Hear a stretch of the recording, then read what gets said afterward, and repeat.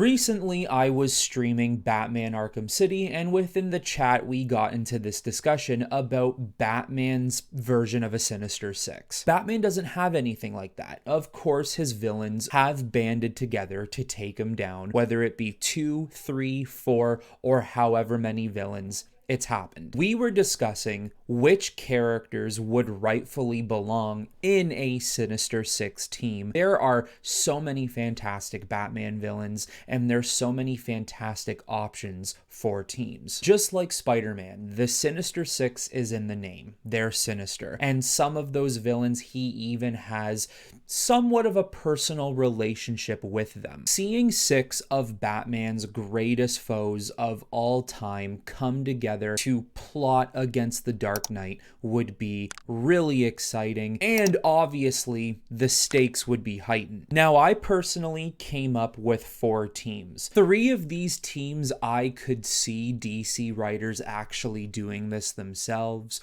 or the character makeups just make sense for the team. And then the final team I give you is a team personalized to me. It's who would be in my Sinister Six if I was to make Batman Sinister Six. The first team we are starting with here is Joker, Penguin, Riddler, Bane, Two-Face, and Scarecrow. Batman's rogue gallery is so amazing in every way. All of his villains are notable and popular, and if there is a Batman villain out there that's not popular, you could easily make him popular because of how popular Batman is. Although I think the reason why this team up would work is simply based off of popularity. I think Joker, Penguin, Riddler, Bane, Scarecrow, and Two-Face are the 6 most popular Batman villains out there. You can make arguments for people like Ra's al Ghul or Clayface or Mr. Freeze, but I still think the 6 I just presented you with are the villains that we are most attached to with the character of Batman. Using a squad like that brings in both old-aged fans of comics and now new and modern-aged fans. These are Batman villains who have stood the test of time and honestly, over time, have become even more popular. I think Joker would be your mastermind. Penguin and Two-Face would not obviously just be controlling the mob, but they would literally be controlling the streets of Gotham. Bane would be your brute, but also your tactician. He would know the best time and place to attack Batman. And then you would have Scarecrow, whose job would literally be to cause chaos within Gotham. There's only one problem with this team up, and believe it or not, it is the Joker. At the end of the day, like I said, DC writers, me, myself, and I'm sure a lot of you out there would have the Joker on Batman Sinister Six.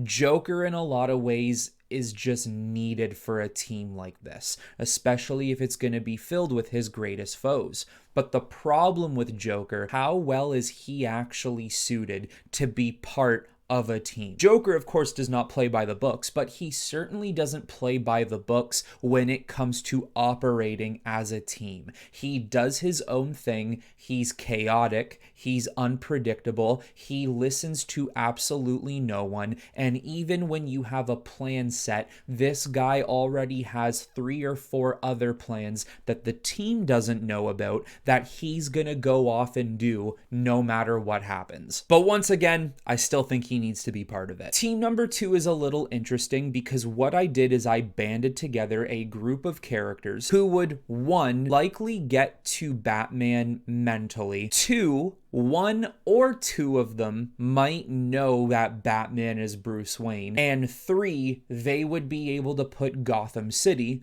on a chokehold. This team is Ra's al Ghul, Hugo Strange, Hush, Scarecrow, Mad Hatter, and Black Mask. You obviously would have Ra's al Ghul and Black Mask control Gotham with their armies. Ra's al Ghul would also be able to give the information that, oh hey, Batman is Bruce Wayne, and whereas you would want to, of course, utilize the fear toxin with Jonathan Crane, Scarecrow and Doctor Strange could be exactly that. doctors. They could steady Bruce. They could try to find a way to get into the mind of Batman. Mad Hatter could also be used as some sort of hallucinogenic fear factor player towards Batman to get him to admit, I am Bruce Wayne. And I feel like a whole story surrounding these 6 foes against Batman would be the whole idea that Ra's al Ghul wants Bruce to take over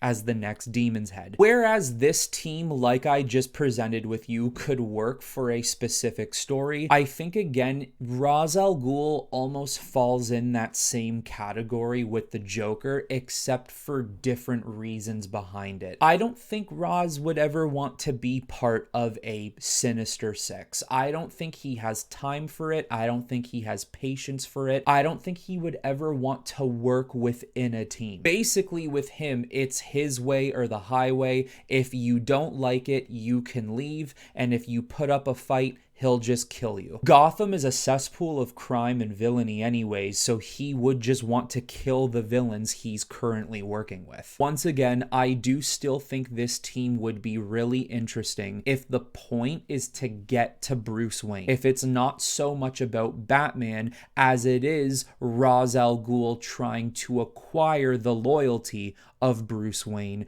to the League of Shadows. For Team 3, there are specific reasons why the team is going to look the way it does. Here we have Bane, Two-Face, Mr. Freeze, Scarecrow, Riddler, and Man-Bat. Every single one of these villains has an equivalent past or makeup to their character that matches something within Bruce or Batman. Looking at them individually, we'll start with Bane. He has the peak human capabilities that Batman has. Of course, when you take Batman out of Gotham and you team him up with the Justice League, Batman is constantly doing things that make him not human. They actually kind of portray him to be godlike. But when you throw him in with his own villains, Bane is the next best thing to matching Batman physically. Next, you have Two-Face, and in a way, he matches the dual personalities that Batman has. Both sides of them, there's one that's light and there's one that's dark. With Mr. Freeze, I think they share a connection within a tragic past. They are both two people who lost loved ones. Mr. Freeze has Nora, and Bruce has his parents. Scarecrow, I feel like that's self-explanatory, but I'm going to explain it either way. They're both within the market of fear. Batman can rely on so many other skills, but both Batman and Scarecrow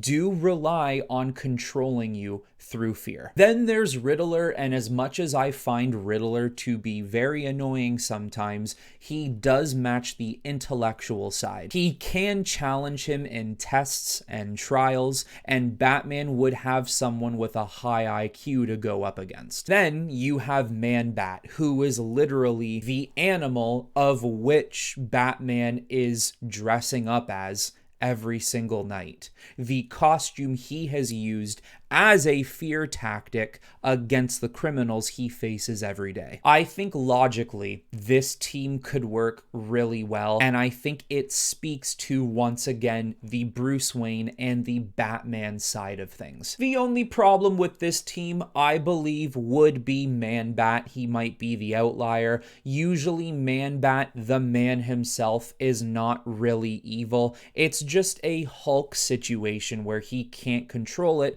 when he turns into a bat. Although, given a good enough story, why not throw him in this Sinister Six? Finally, Team 4. This is my personal Sinister Six for Batman. Joker, Bane, Clayface, Mr. Freeze, Poison Ivy, and Scarecrow. The reason why I went with these characters is, well, Joker, you can't leave Joker out. I know I played devil's advocate earlier on maybe why he wouldn't be part of the team, but Joker is just so important when it comes to being a threat to Batman. He needs to be there. These are 6 villains that honestly might go down as my top 6 villains for Batman of all time, but also they will challenge Batman the most of any of his villains in his rogues gallery. In my opinion, this would be Arkham Batman's team. Arkham Batman is my favorite iteration of Batman of all time. We constantly see in all the games how Batman is capable of taking down his villains within a matter of hours throughout the night.